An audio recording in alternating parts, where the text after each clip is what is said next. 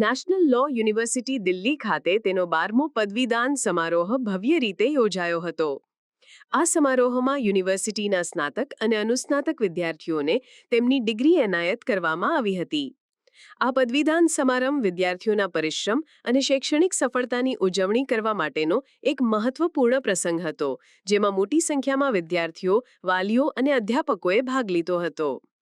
આ કાર્યક્રમ કાયદાના ક્ષેત્રમાં ભવિષ્ય ઘડવા જઈ રહેલા યુવાનો માટે પ્રેરણાનો સ્ત્રોત બન્યો હતો. આ પદવીદાન સમારોહમાં અનેક મહાનુભાવો ઉપસ્થિત રહ્યા હતા.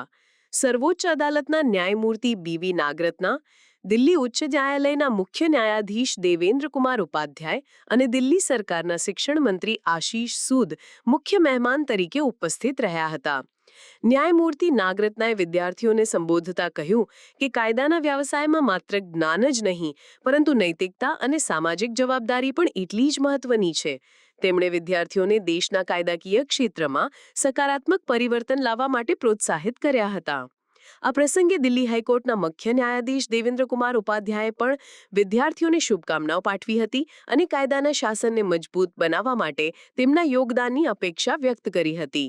શિક્ષણ મંત્રી આશીષ સૂદે પણ વિદ્યાર્થીઓને અભિનંદન આપ્યા હતા અને ભારપૂર્વક કહ્યું હતું કે સરકાર દેશમાં કાયદાકીય શિક્ષણને વધુ સુલભ અને ગુણવત્તાસભર બનાવવા માટે પ્રયત્નશીલ છે. આ સમારોહ વિદ્યાર્થીઓના ભવિષ્ય માટે એક નવી દિશા આપનારો સાબિત થયો હતો.